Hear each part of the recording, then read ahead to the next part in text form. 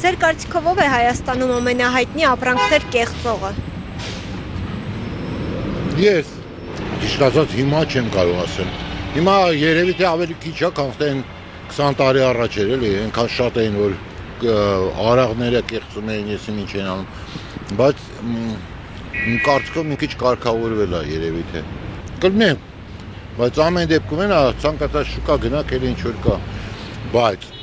խոշորները չեմ կարծում։ Կարգաշի։ Վերադասը։ Դու լավ էլ գիտես ով է։ Ձեր կարծիքներն են։ Չեմ ուզում ասել։ Չգիտեմ։ Չգիտեմ դե մարդ։ Չեմ կարող ասեմ, ինձ թվում է բոլորը։